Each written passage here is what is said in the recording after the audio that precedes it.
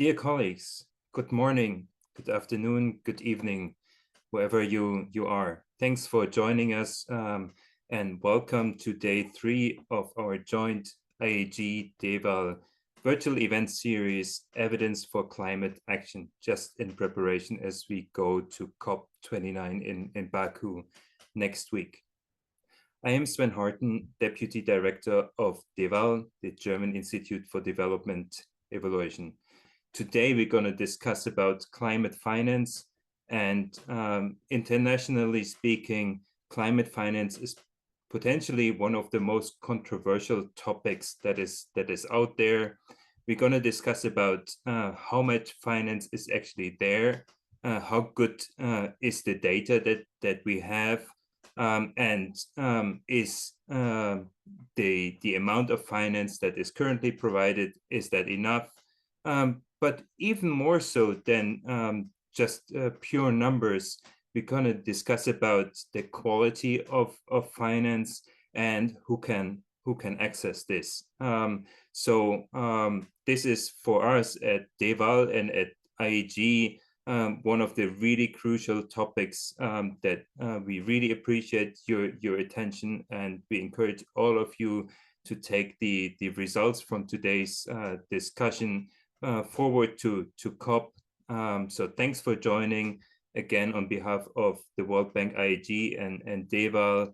And I'm going to hand over to Alper, Dincer from EBRD, and to our great presenter and panelists. Thanks again for joining, and have a good rest of the day. Sven, thank you very much. My name is Alper Dincer. I am a principal evaluator at the Independent Evaluation Department of European Bank for Reconstruction and Development. Sven already made a very good introduction. Let me also say good morning, everyone. For me, it's a privilege to be here with all of you today for this session on climate finance. As Sven said, this is a topic at the heart of upcoming COP29, and most likely this will shape climate action in the years to come. As we know, addressing climate change requires not just ambition, but also resources to match. Today, we will talk about the landscape of climate finance, where the funds are coming from, who can access them, and whether they are reaching those who need them most. We'll also explore distributional aspects, equity, looking at whether climate finance is directed towards those who are most vulnerable, and sectors with greatest mitigation potential. Before proceeding, please let me encourage you to broaden this conversation beyond this virtual room. I encourage you all to live tweet any key takeaways using the hashtag evidence for climate action for in numbers. Let's ensure that these insights reach as many people as possible. To start, I'd like to introduce our participants who bring a wealth of experience and insights to our session. Our presenter is Thomas Wencker. He is a senior evaluator at the German Institute for Development Evaluation. He will share his research on the volume, distribution, and alignment of climate finance. Then his presentation will be followed by our panelists. Marit van Zomeren, she is a strategist and research coordinator from the Ministry of Foreign Affairs of the Netherlands. Neha Sharma, she is the results-based management knowledge and learning lead at the Adaptation Fund. And Andreas Reumann, he is the head of independent evaluation unit at the Green Climate Fund. Each of them, I believe, will bring unique perspectives and experiences on climate finance. And I am thrilled to have them with us for this important dialogue today. Now, Thomas, the floor is yours.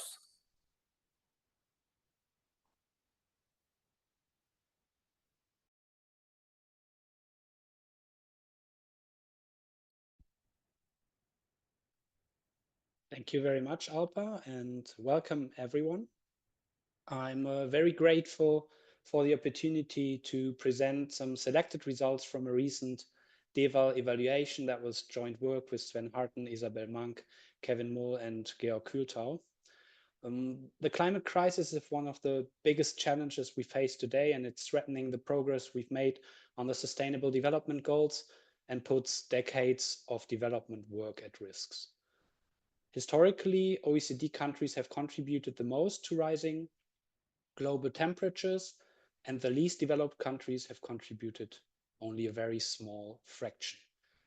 Looking to the future, global economic output is expected to rise, and traditionally, this prosperity has been closely linked to emissions.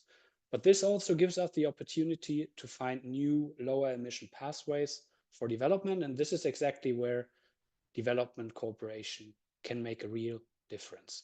It can help to fill funding gaps, it can support critical development interventions, and it can also create incentives to cut greenhouse gas emissions. At COP29, a new climate finance target is the so-called new collective quantified goal is expected to be adopted. And while this goal is often primarily seen as a question of how much funding is needed, I will argue that it's also very much a question of how well this funding is used. So my argument today will essentially be that three things are important. First, the transparency of reporting. Second, the distribution of climate finance. And thirdly, the alignment of climate finance with recipient needs. So when we started our evaluation, we basically started quite simple and basically tried to understand what climate finance is. And what we met is basically three different types of projects. What I here call the good, the bad, and the misleading. So the first one, I brought an example for you for each of them. The first one is a grant committed to improve the integration of solar energy into the electricity grid. That's a quite obvious contribution to climate change mitigation. So that's obvious climate finance. Second one is a grant that was committed to convert a military camp to a business and innovation park. So what we did in our evaluation was to train a machine learning classifier to go through hundreds and thousands of project descriptions and pair that with qualitative human coders. And in this case, both agreed that the climate relevance is not really evident from the description. So we would classify this as being overreported. Third category is what we call here the misleading, is reform financing loan for renewable energy. So this is obviously relevant for climate change mitigation, but for climate finance figures, for the 100 billion goal at least, these loans are reported at their face value. But the true effort by the contributors is much better reflected in the so-called grant equivalent, and that's much lower. So it's climate finance, but figures are a bit too high. So if we zoom out, then we get the general picture of climate finance contributions.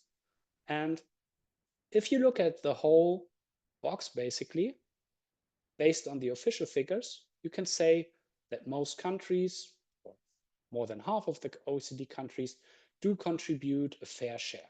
So when we factor in historical emissions, population side, economic strengths, we can say that the portion of climate finance provided by these contributors appears fair. So for instance, for Germany, it's about 8%, and according to official figures, German climate finance is higher than that. However, what we identify is basically three problems that are also relevant for the upcoming negotiations. First of all, figures fall short of what's actually needed. So they are not enough to fulfill the stated needs. Second, we estimate that about a third of climate finance, be it adaptation or mitigation, tends to be overreported. So the climate relevance is not very clear in the description. And the third point is that the majority, the lion's share of climate finance, particularly for mitigation, comes in the form of loans rather than grants. So it's a bit misleading to look at the face value. The second point I want to make today is about the distribution. And that turned out to be quite a tricky question. So on the one hand, climate change mitigation is a global public good. So it doesn't really matter where emissions are reduced for the overall climate targets. Hence, if we look from a cost-benefit perspective, mitigation efforts should be focused where emission reduction is cheapest. However, this approach very much risks overlooking the needs of poorer countries, specifically those which contribute only a very small share of global emissions. So when we looked at the distribution for German mitigation ODA, what we found is a focus on need rather than mitigation potential. So you can see the relation here on the right side, the one we found, that more developed countries tend to receive mitigation ODA less frequently. At the same time, neither lack of efficiency in the energy supply sector nor the high per capita emissions appear to have a significant influence on the distribution of German mitigation ODA. So what can we do with that? Basically, this might be wise in the long term, so we can put countries on low emissions pathways, as indicated earlier, but at the same time, this can create problems for short-term targets. The third and the last point I want to make is about how well climate finance aligns with recipient priorities. So every 5 years, the Paris Agreement signatories submit a report, the so-called nationally determined contributions, which outline their climate goals. So what we did here is we took all the targets from 2015 that were published in 2015, and we compared mitigation ODA flows to those sectors where recipients flagged a need. That's the orange line. So after 2015, these targets were flagged by recipients. And we compared the odor flows to these sectors with mitigation odor flows to sectors where they did not flag any targets. And that's this blue dashed line. So what would we expect? If contributors align their mitigation ODA to stated needs, then we would expect an upward trend after 2015 of aligned ODA, the orange line. But as you can see, you cannot see much of that. So what we found is that the publication of NDCs did not really change, did not really shift the alignment or change allocation patterns. Okay, so what to make of that? First of all, we need to improve the transparency. So if we are not clear on what qualifies as climate finance, we can't truly evaluate what's most effective.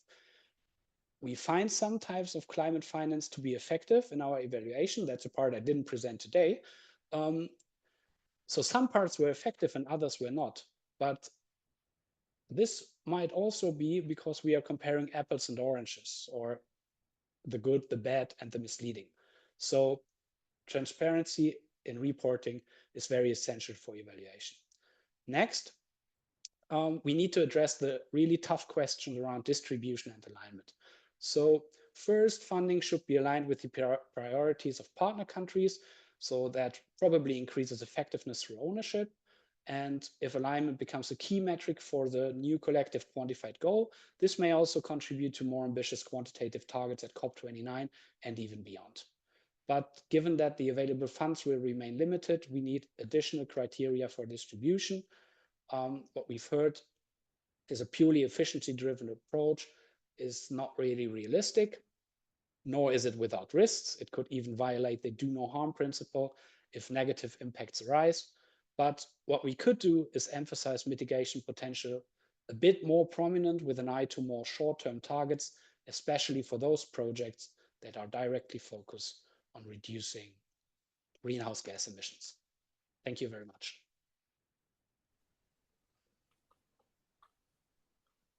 Thomas, thank you very much for this wonderful presentation, and also thank you for giving us like an overall global view of climate finance and what is good, bad, and misleading. So now I would like to turn to Marit, and then maybe we can focus on like a country example in terms of climate finance, zooming in to a country from this global perspective that Thomas presented. Marit, it's in the Dutch experience in Netherlands, did Dutch finance for climate action in developing countries reach its goals? Thank you, Alper. Well, let me first explain what we examined. Indeed, we did an evaluation of Dutch climate finance, so support for climate action in developing countries in the period up and until 2019. And then we did an update for the period up and until 2022. And overall, if we talk about the numerical objectives, the Netherlands came quite a long way to reaching its objectives. One of the aims was to reach a so-called fair share. Thomas mentioned it. It was an informal objective, but still, that was to contribute about 1.25 billion euros a year around the year 2020 each year. And that was indeed achieved. And half of that was from public sector finance, and half of that was from private sources mobilized by public finance. That was indeed also an objective, to mobilize as much private sector finance as possible. But more importantly, perhaps, did this money achieve the countries and the people that it was intended to reach? Well, we looked at low-income countries and least developed countries because the Netherlands had poverty reduction as an overarching policy objective. And indeed, if you look at the share of this climate finance that is allocable to countries, that can be seen as benefiting certain countries, more than 50% of this money was reaching the least developed countries and the lower income countries. Of course, it's hard to define exactly because a lot of money goes to multilateral organizations as well.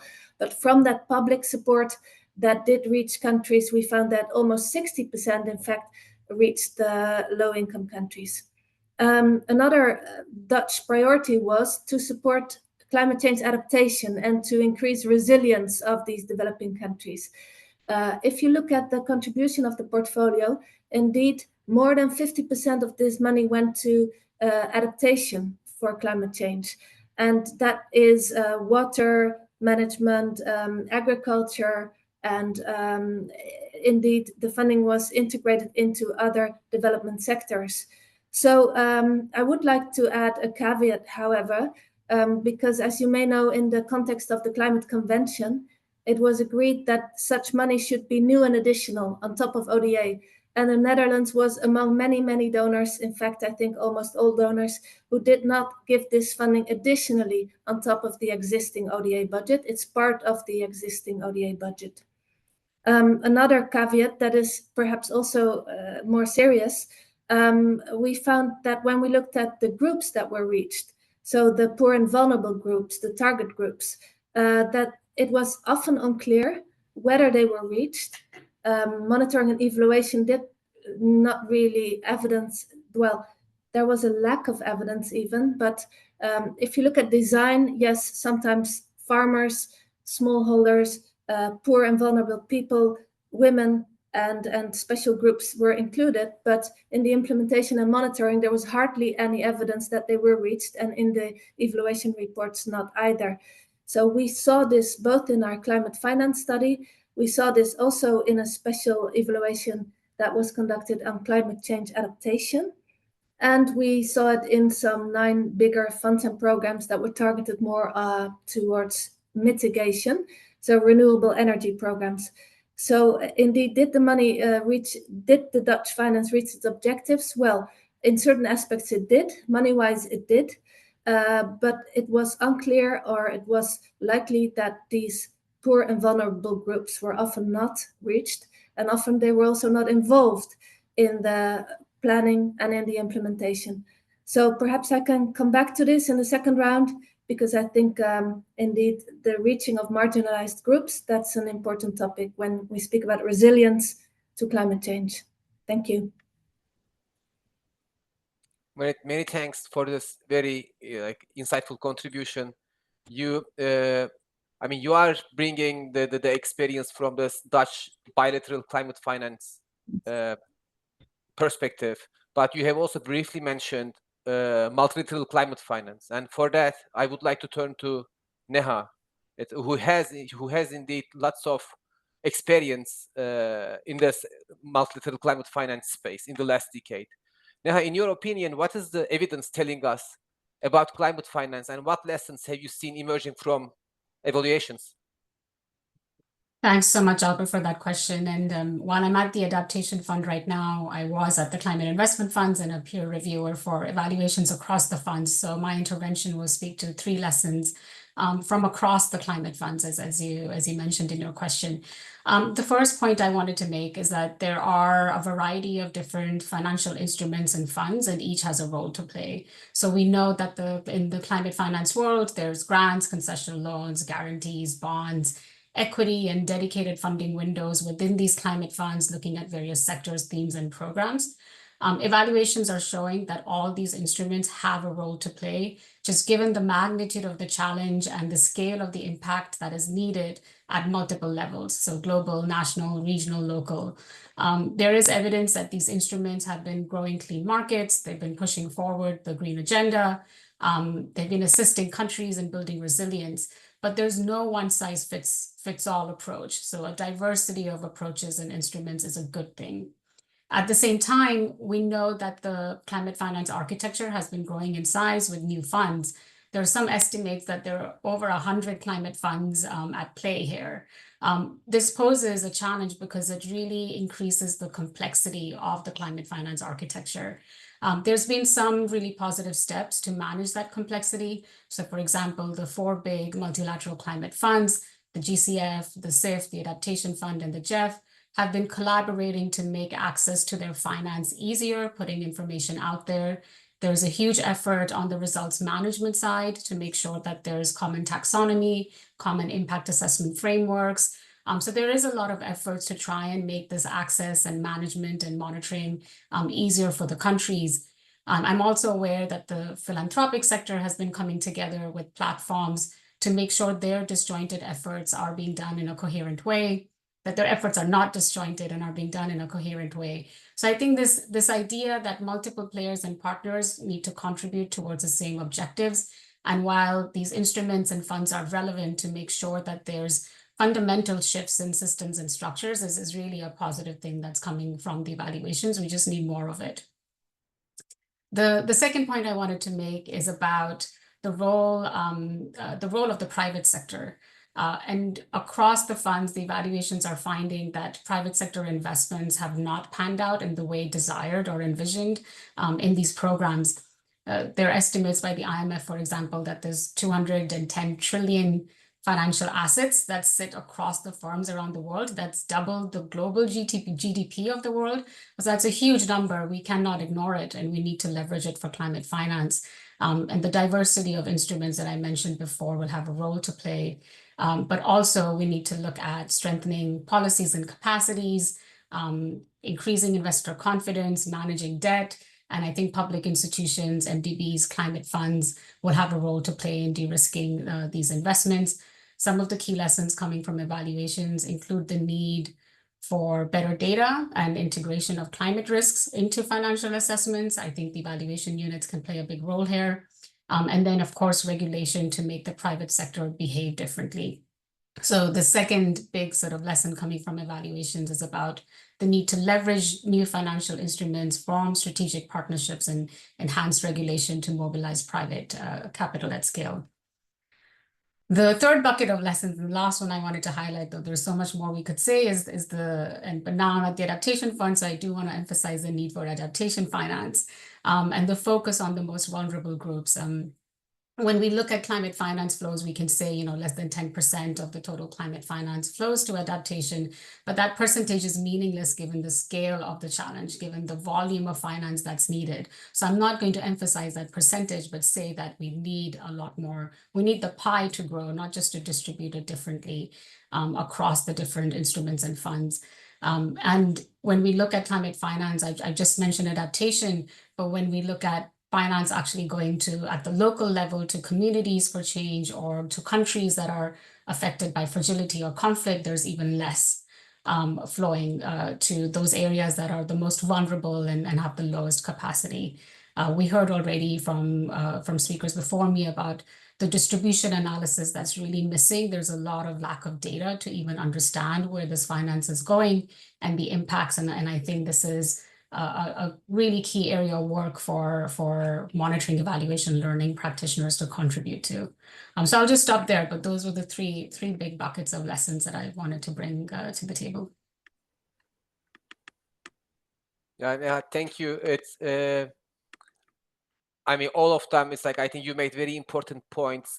One of them that I think that helps me to link your input directly to Andreas is you mentioned the pie, and that the pie that needs to get bigger. And then in his presentation, Thomas also presented us these rectangles, and then we have seen that indeed lots of the sections in the rectangle was empty, showing that we don't have enough climate finance.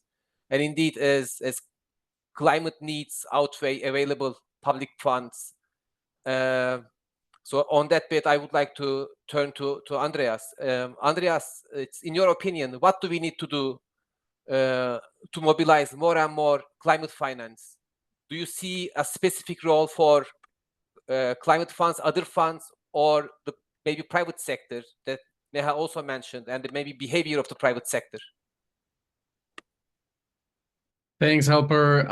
And thanks, colleagues, for such a vivid conversation about climate finance. I'm always really excited about these types of topics, not at least also because of the work of the Green Climate Fund and its role, its critical role in trying to provide collective efforts for addressing climate change. And also the unit that I work for, the evaluation unit, that really looks very closely at how access of these funds can be improved. So I wanted to speak a little bit about this question of access and what are we missing here. And I hope I'm not a bearer of only negative messages.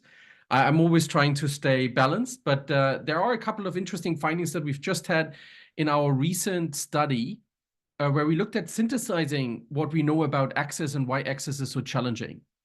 And one of the things, and allow me to make 4 points here. So what we found is, when we look at the GCF, and the GCF obviously aims at fostering this paradigm shift, this shift in paradigm that we need in climate resilient and low emission development pathways. And it works with the countries as well as with accredited entities that are on the ground implementing those projects that are so much needed. But what we found with the challenges is that first and foremost, we have a bit of a trade-off in front of us as an organization. We focus heavily on accrediting those entities that can actually implement our projects. So our primary challenge is in this trade-off, in this inherent trade-off, that we focus too much on accreditation over the actual involvement of the countries in deciding on projects that would bring us forward. And here as well, the governing instrument is very clear. So the governing instrument, the Holy Bible, if you like, of the GCF, indicates that developing countries can access the GCF through these entities, and it really emphasizes that we need this shift and looking towards the countries. But the problem is that our strategies and our strategic plan reflects far more heavily on accreditation. So that's one. The other point that I wanted to make is we found that the access of GCF funding, of Green Climate Funds funding, remains quite a slow process. So again, and we've done this for multiple rounds and multiple studies since 2018, we found it takes on average from the day you enter in a conversation with the Green Climate Fund to the actual approval of your master agreement to do work, on average 1,200 days. So 1,200 days, that's far beyond anyone's horizon of thinking of the urgency of climate action. So that's just far too long. These processes are far too slow. We see here again that accreditation in and of itself does not necessarily lead to funding proposals, to actual project implementation on the ground, and we still have these huge inefficiencies in the process. A third point that I wanted to make in this regard is also when we look at the mechanisms that bring us to access for climate finance, we see a lot of underserved contexts, a lot of biases and blind spots. So we've also done our regression analysis to think a little bit about coefficients and correlations that we can see with regards to access.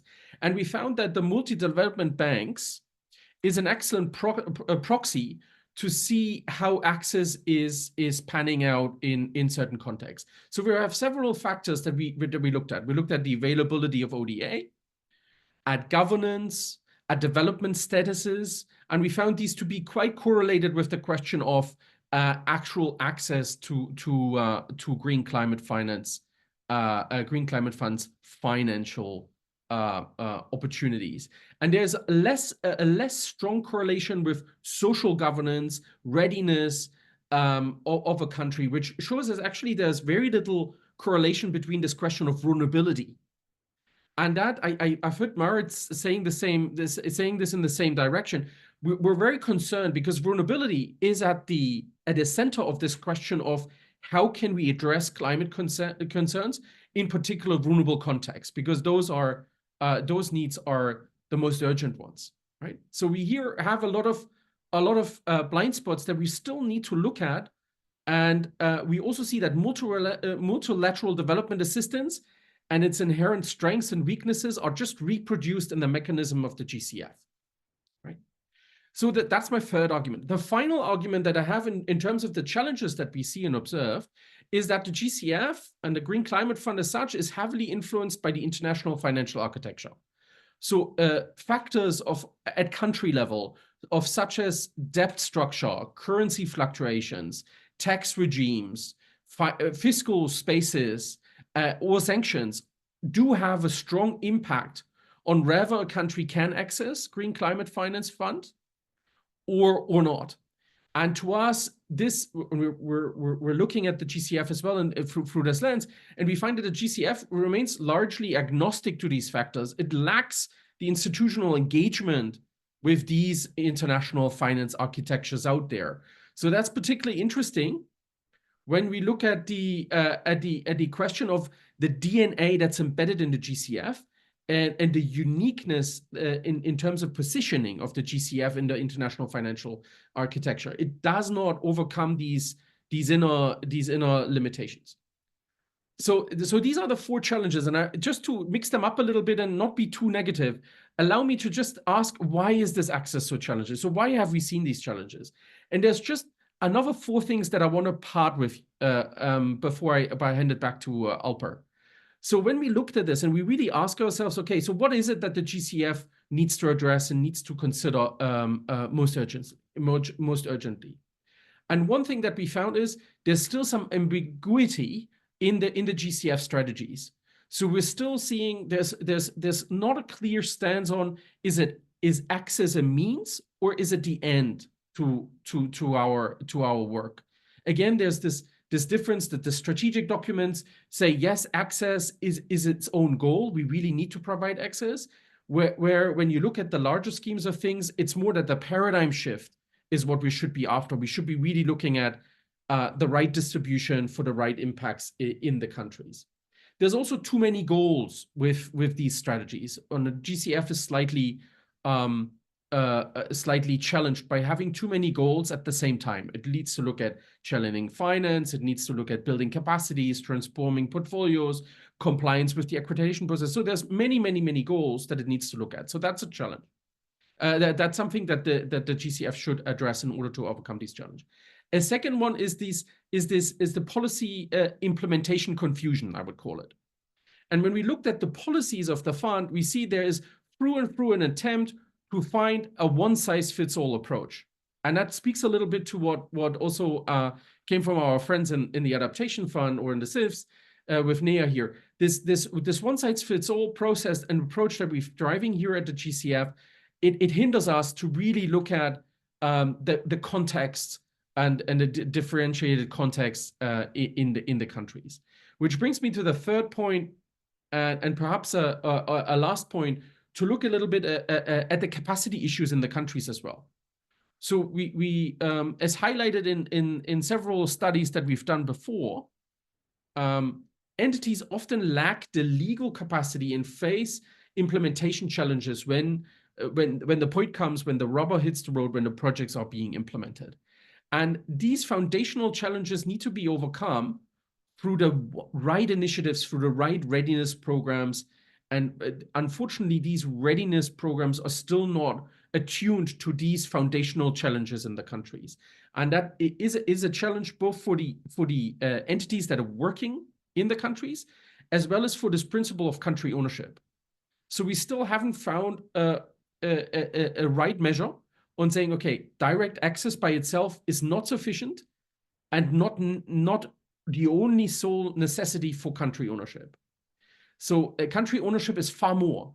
It's driven by far more than only entities in the countries. It should be driven by a collective effort across a country. So I'll leave it at that. These are the challenges and as well the next steps that we could take. I hope this sheds a little bit more light to this question of access and what we should be doing next. Thanks, Alper. Andreas, thank you very much. I mean, you said a lot of very interesting content for us to digest. One bit that was very interesting was your point about vulnerability, and then the method that you employed. That's essentially doing statistical analysis and regression, and then essentially unraveling associations between climate finance allocations and vulnerability. And on that bit, I would like to return to Marit, because I know that their analysis on climate resilience, they also employ like a rather innovative methodology to understand it. Marit, can you please explain more on that? Well, what was that method, and then why did you choose it, and what exactly did that entail? Yes, thank you. So this evaluation on climate change adaptation was actually conducted by colleagues of mine. They used the climate lens, and that was combined with insights from the gender lens. So to have a climate sensitive approach, you can categorize projects into climate blind, climate sensitive, climate responsive, or climate transformative. And that was the way they looked at particular projects. So our colleagues went to Bangladesh and Mozambique, and they studied projects there, mostly in the field of water and agriculture and food security, that were marked with the Rio label for climate change adaptation. And it turned out that indeed about half of these programs evaluated, it could not be established that adaptation is indeed substantially addressed. It's problematic because they did receive this label, right? So climate change vulnerabilities and climate change risks and exposure of groups and ecosystems to these risks was not actually integrated sufficiently. It was quite superficial. About half of these projects scored either climate blind or climate sensitive, and the other half scored responsive. So that's not actually good enough. I can say also that there is a positive learning curve. So the practitioners do learn from this kind of project, but most programs particularly struggle to reach and engage marginalized groups. That was also discussed before, but there's clearly a lack of analysis to identify the risks for these groups, for the people that actually live in the areas that are flood prone, drought prone, and the adaptation measures are actually not well suited to their particular circumstances. And these groups are often not engaged. It's also a question of efficiency, right? Because mostly programs want to focus on the groups most easy and cheapest to reach, because it may be middle income groups that can be more easily reached. It may be more efficient to have target groups that are slightly better off, and then people assume a trickle-down effect, but in effect that does not work. So perhaps some lessons learned from this evaluation. There were some projects that were more successful in promoting climate change adaptation and resilience among marginalized groups, and they took into account an inclusive and participatory approach. So they did engage the vulnerable populations and the people involved. They addressed the immediate needs of the people, and they also addressed the impacts of climate change as was experienced by this population, such as actual floods and droughts that had happened in these countries. And these more successful projects also take into account the specific interests of women and girls. So gender mainstreaming is also something that we would recommend. Perhaps this is not very new, And it has been said by other evaluation, but we did find in relation to the climate change lens or the adaptation mainstreaming that indeed it was confirmed again that we should analyze the risks and the vulnerabilities much more. And through this climate lens, you can do an analysis beforehand, and also the monitoring and evaluation, of course, ex post should be improved in this regard. Thank you. Marit, thank you very much. Indeed, it is. So initially, Thomas showed us that certain climate finance is indeed mislabeled. And then Andreas mentioned that they did undertake the statistical analysis, which showed that vulnerable, like climate finance is not really going to vulnerable groups. And now with this climate lens approach, you more or less essentially spot all of these like this patterns. So it's on that bit, it looks like it is monitoring and evaluation. We are able to show a lot, and we are able to show maybe a lot in terms of what is really missing. Is that, but are we really able to support like the decision strategy in terms of climate finance? And on that bit, I would like to return to Neha. Neha, it's you mentioned that you had this experience in climate investment fund and then now adaptation fund. I mean, what is really good and bad with monitoring and evaluation? Are we really helpful? We're trying to be. There is a road ahead for us as well. I think the traditional role of evaluation, monitoring, evaluation, learning, which I'll just call MEL, is that we were tracking impacts. But I think in the climate domain and development largely, but I think there's an enhanced role for the MEL function, and it needs to increase, for example, enhancing the access to finance, ensuring the collaboration among partners, advocating for more climate finance, and drawing links between development and climate. And I think these are areas where we are beginning to play a role. We should be playing an enhanced role. We shy away from being advocates, but I think there's no such thing as being fully objective. We need to make sure our biases are towards that common and positive goal. And because of the kind of structural and large-scale change needed, this collective approach with a systems bias, and what I mean by that is acknowledging the interconnectedness of the world, the interconnectedness of our interventions, and the interconnectedness of potential impacts would be the approach that MEL needs to take. It means we need to change as professionals, we need to upskill ourselves, and we need to work better together. And as you were asking, Alper, what is our role in institutions? I'm seeing MEL as an adaptive management tool. It's really a tool that's going to allow for reflection, allow for change, allow for flexibility, and become something that is contributing to and helping with change management, not just results management. So that's how I'm seeing the role of MEL. I really hope we're heading in that direction. I think we are. And Alper, if I may, there was a question in the chat about what are some high impact, cost-effective interventions. And it's related to that role of MEL. So I wanted to give an example of an evaluation that I've done. I'll just take a minute to do this. We looked at in the climate investment funds, for example, links between development impacts and climate impacts. And when we looked at those interlinkages, we came up with something that we called super DIs or super development impacts.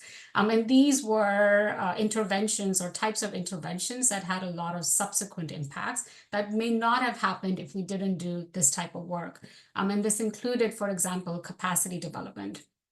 And it's at multiple levels in various organizations in various ways, but it was the softer skills. It was building people's capacity to undertake that change, capacity to understand the risks, capacity to analyze and to be able to make analytical decisions. So it was that capacity development as a super development impact or a super intervention that can lead to subsequent positive impacts.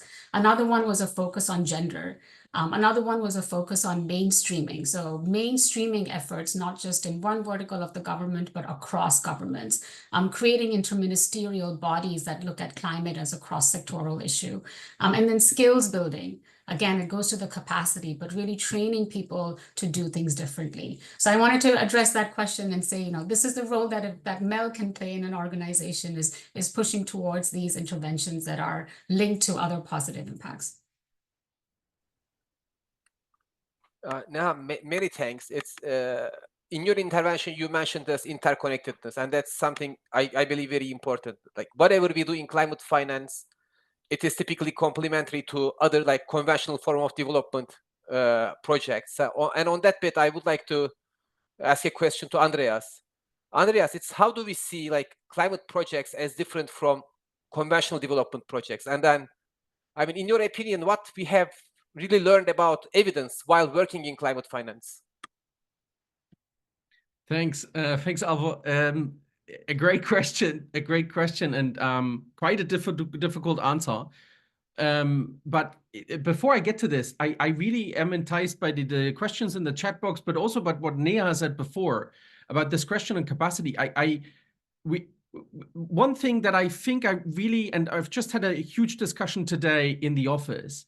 One thing that I think we're all sure of is, and you said this before, Alper, the needs outweigh by far the actual available finance that we've got. And I think that's something that moved me quite a bit when I also heard this question about capacity and how can we be more impactful. And I've seen also DEval has had a couple of answers in the chat box. But one thing that we found here at the GCF, and I wanted to share this, and I hope I can do it under a minute. We looked at this question, okay, what else do we need? And it's absolutely clear that we need the private sector to do where we want to be. The question is, how do we engage with the private sector? And we've asked ourselves this question in an evaluation that we've done a couple of years ago, but it's still becoming it's still quite relevant, and it's becoming more relevant than before. And if I ever was able to build strategies for the GCF, I would basically have a 5-step recipe. And I just want to share this with you guys. One is, I think the first step is we really need to be a catalyst. We can't just think about climate finance as a leverage, as a co-financing aspect. I think we really ought to think about high risk, catalytic investments that help us go that little bit further that we would do otherwise only with development finance that has a green element. We really need to be the catalyst. The second thing is, we got to be closer to the people on the ground. We need to be country driven with a plan, and we need to help to build that plan together. And that's, I think, where a lot of what Neha said resonates with me. We really need to come and build capacity. We need to work together in the countries, and we need to think about the plan together. And that is also an element. We also need to build capacity for policy. Very, very often in climate projects at the GCF, we found that the enabling environment is key to be successful. And most often, we don't have the policies available in the countries, the regulatory reforms that need to take place in order to do better energy solutions, to do better ecosystem service solutions, to do better water projects, right? So another thing that we need to do together with the private sector as well is to get that understanding through that we need to build capacity for policy together with the private sector to bring the private sector to that table to look at readiness and how can we get countries ready to look at the regulatory frameworks that are needed. Another thing is finance is also local. We don't need to think about these large financial intermediaries that are out there and helping us to do the projects. We also need to look locally. What is the finance sector locally doing and able to do with us? And that requires, and this is the last of those 5s, is that cultural shift. We need to have a different operational culture to better understand what the private sector wants. And the private sector most often is driven by impacts, by outcomes and impacts. So we need to be a little bit more geared towards less compliance, but more geared towards learning and impacts in the context that we do. Then now, in a very brief sentence of what have we learned about how are climate projects different from the conventional development projects that we know? Well, first of all, climate projects, most often the outcomes are very intangible. How do you build resilience? I'm often asked, how can we measure resilience? How do we build resilience, right? So we really need to look at a good theory of change and a good understanding of what are the development outcomes that we're after, and what development outcomes can be these super results that Neha is talking about, that these super outcomes that we're after in really shifting the paradigm.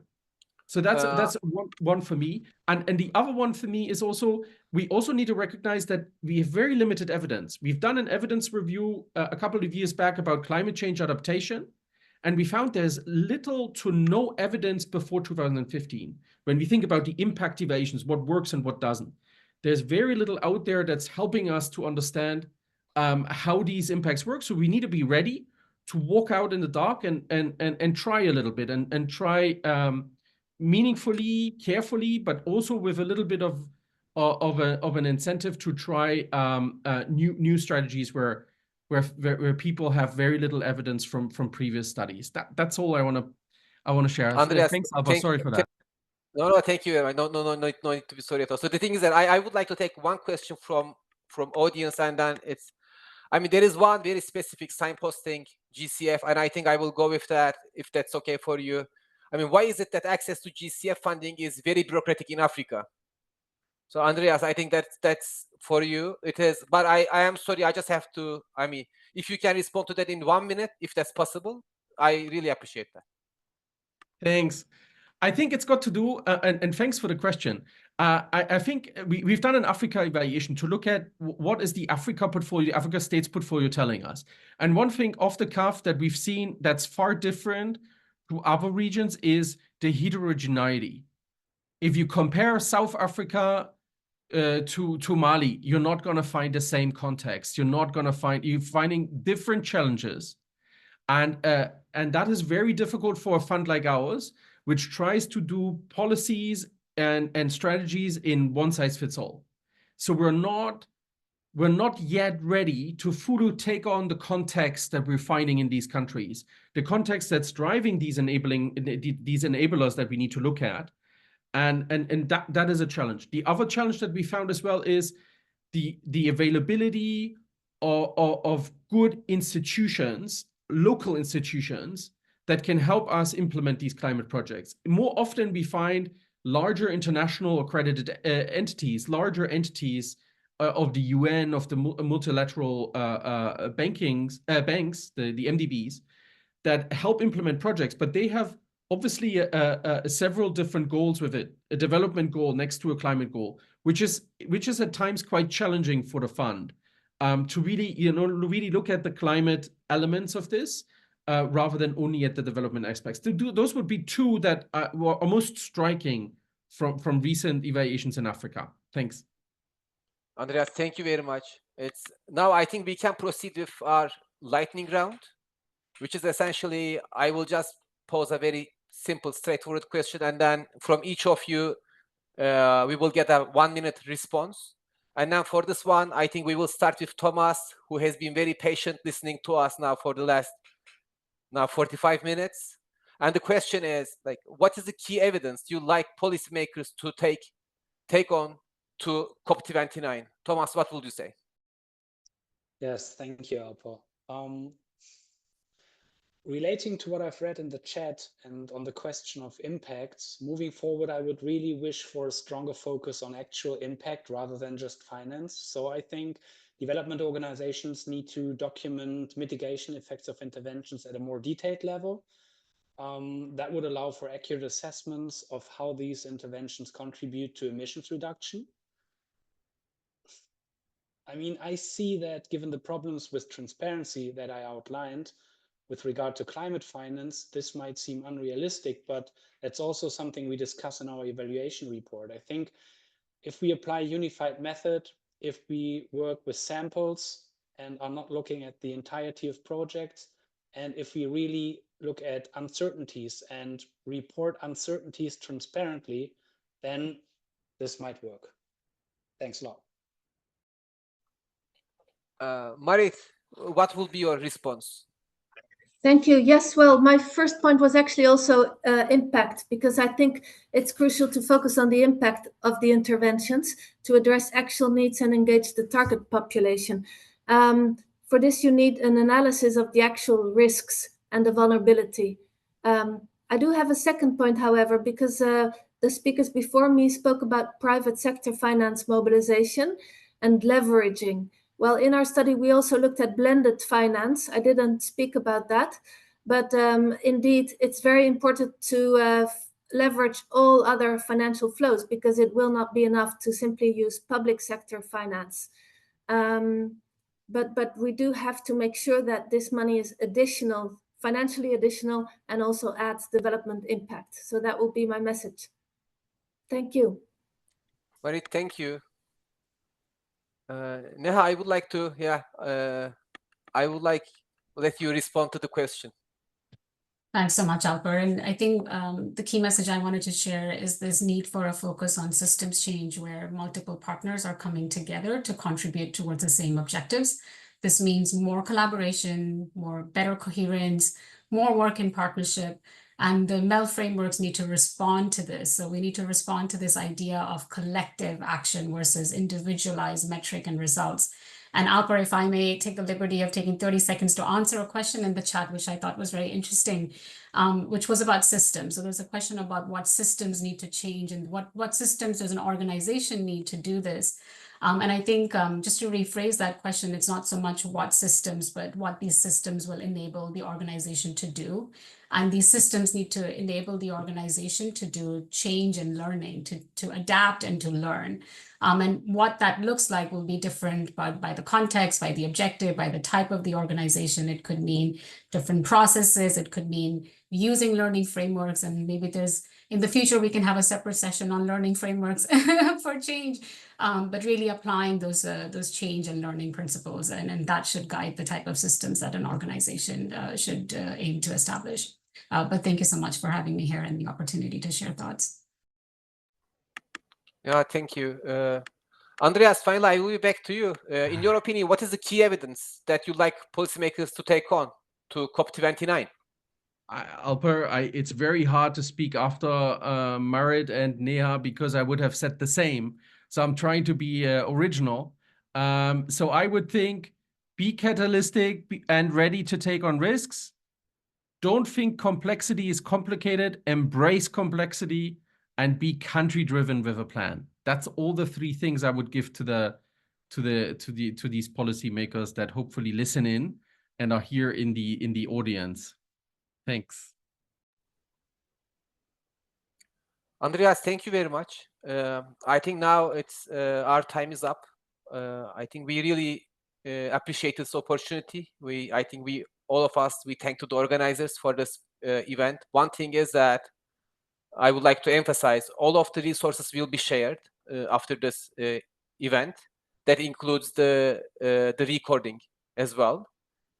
The other bit that is important is that the fourth and the final session of Evidence for Climate Action will be tomorrow, again, 9 a.m. Eastern Time and 3 p.m. Central European Time. And that will be on mitigation, entitled Balancing Mitigation and Economic Growth. What is the role of transformative portfolios, green bonds, and energy? We are also looking forward to see you in that session as well. Thank you very much.